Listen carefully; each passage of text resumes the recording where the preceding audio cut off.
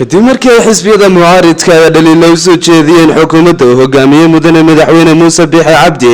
taasi ay ku dhaliilayeen inay ka gaabisay doorkii ay ku lahayd doorashooyinkii ka qabsoomi lahaa degalka Somaliland sanada fooday nagu soo haysaa haddaba maraanu telefishinka caalamiga STN TV la dhexgaadnay bulshada ku dhagan caasimadda Hargeysa ayaa waxa ay si door loogu hadleen arrinka ka taagan doorashooyinka iyo waliba dhaliilada xisbiyada mucaaridka u soo jeedinayeen xukuumadda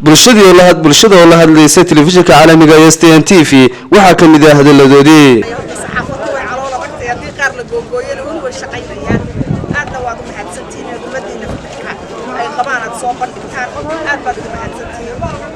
doorashada ka hadlo horta mucaaradka ku leeyo inaan ku xidhbanayeen moodina xal ma hayaan mucaarad waxa weeye dawlad waxay yiraahdeen xal la bedelo komishinkiina dawaakii doorashadii dhawayday ku soo galay waxay ahayd in horta dawladda ay la dhameeyaan sababtoo ah dawladda waxa la dhameynayaan waxa weeyaan maanta dawladdu fursad bay helaysaa waxay fursad ku helaysaa ma haddii komishinkii doorashooyinka qabanaya ay leedahay diyaar baan la ah soo aynu doorashadii gallo mucaaradkuna yidhi gali mayno hal la bedelo komishinka fursad bay helaysaa saaxiibadeeda kulmiye meesha fadhiya inay kursigeeda ilaaliyaan waayo haddii kale oo doorashadii la galo oo mucaaradku foogada ay baneeyeen waxay ahayd mucaaradku inay doorashada galaan si hadday doonayaan dawladda inay uga badiyaan baarlamaan gabigiisuba waa ma wadani ama uu dheelitir imika codkii la qaadaba ayaa ku wadinaya waayo isaga mideeda kale waxay naanis ilowsiin karin innaga mucaarad waxba inoogama danaya dawladda berri haddii laga helana mucaaradkaas ayaynu la xisaabtamanaa dawladda kan maanta talada haya berri hadduu mucaarad noqdo waxaad moodaa inuu isaguna waddadaa ka bilaabay annagu haddaan dadweynihiisa waxaan u leenahay doorashada dib u dhacaysa mar walba Somaliland waxay noqotay caaday u noqotay marka waxa weeyaan khiyaano shalay maxaa lagu canaananay sideed sannadood meesha fadhidaa baa la siraya ku canaananay siraya wuxuu keenay inuu isagina sideed kala sii maantana run markaynu xaqiiqada isu sheegno mar hadday mucaaradka yiraahdeen komishanka hal la bedelo dawladda fursad bay heshay waayo saaxiibadeed bay haysataay oo u fadhiya baarlamaanka hadhow haddii lagaga badiyo imika daalan taramayaan dhaweyd muxuu lahaa haddii aqalka hoosiye ka sare la igaga badiyo dee dadka reer Mareykan waa la soo gala joojinaya idinna waa midna maanta dawladdu hadday cid la tartanta weydo iyada meesha fadhiyaysa waa la shaqaynaya iyadaan ku ognahay waayo mucaaradka isaga fursadayadii gabay marka kaalinta mucaaradka waa in labada mid ee mucaaradka mid horta waaba muxaafidba magaciisa iska daa mid horta waaba muxaafidba dadka la shaqeeya shirkii barasalista tagay meel walba uu tagay annagu waxaan doonaynaa shirka barasalista dawladda ka qayb gasho waayo Somaliland dawladeeda waxaan u dooranay waxaan soo helay aqoon oo waanu soo weynay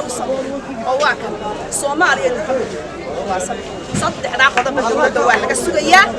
لكن إن المعارض كارنتي الدولة تقع وشركة كتبنا كقيب قالوا ما دوري حكومة بانوطورني السلام عليكم صومالي بدك بالله وصلنا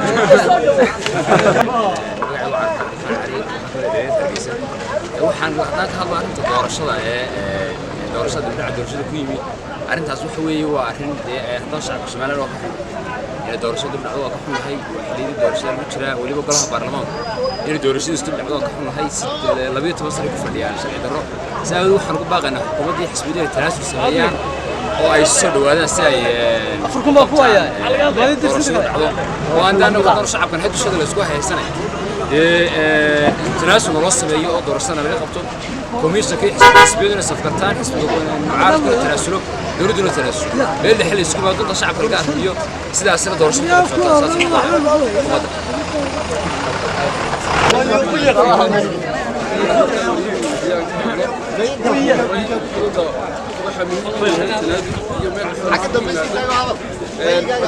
خلاف كبرنا وقنا واضح وحويا خلاف كل وجهه قال ولكن كل هي خلاف نحتاجين marka waxa weeyaan arrinta doorashada la leeyahay madaxweynaha ka gaabiyey aniga lama ahayn madaxweynuhu ka gaabiyey marka gaabis ka bisa yimid laakiin waxa weeyaan isfahlaan ay ka dhex jirta xisbiyada mucaaradka iyo xisbiga kulmiye marka waxa weeyaan bulshaduna haddii maaragtay arrimahaas dadka badanka uma daloolaan waxaan anigu rajaynayaa haddii ay doorashadu dib ugu dhacdo maxaa dhahayay saddexaad ee maalinta baarlamaanka waxaan rajaynayaa inaan sanadkaan ee sida gudihiisa waxyaabaha qabyada ee iga dhexdooda yaalla waa iska caami inay dadka u turaan meel dhexaas ku yimaadaan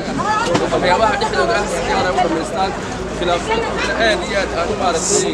bulshada caamaha iyo meelaha aan wada gaadhine arrinta ay dhammeeyaan ma rajaynayaa madaxweynaha jamhuuriyadda Soomaaliya ayaa oo doorashada ma qabtay ilaa madaxweynuhu soo saaro digreeto uu noo sheego maalinta meel hebnaayo foorku soo dareera madaxweynaha jamhuuriyadda digreeto soo saaro مسؤولية الدور شغال مسؤولية اللي بيقولها يا سكالي أنا شايف كذا عيد كذا ما قبضوا عن كمشي مسؤولية وافر سموه الشقين بالله لكن من الحوار سكالي ظروف بقى من الحوار مسؤولية الدور شغال الله بعد دور الصور طبعا سدا فوين أبارو تقالو سكيو تاسو مهم تفهم جبت جماعة وارنبط لبضع سنة وسنة وينها ما أنت تشوفين مسافة بين ما تشوف سياسة معضلة نقول عليها ضد الشيء قبل سيقول الرئيس يسمع القاعدة يسمع الطلاب على الله على سلام يا أخوي سيدي ويسمع بركة الشيء قاعد يرجع نكون ساعة ربك وينكي dambe waxa khilaf baan ka taagnaa xisbiyada mucaaradka iyo waliba xukuumadda hogaamiye mudane madaxweyne Muuse Biixi Cabdi khilaafkaasi oo ahaa dibdhac ballaaran ee ku yimid doorashooyinka golayaasha deegaanka iyo baarlamaanka iyadoo halkaasi umaalinimadii shalay xisbiga mucaaradka ay cidi waliba wadani ay shirtireen ku qabteen iyagoo halkaasi ka sheegay inay ka gaabisay doorka ay kala xukuumadda mudane madaxweyne Muuse Biixi hogaamiyo doorashooyinka 2019 Soomaaliya Abdi Axmed Karile STN TV Hargeysa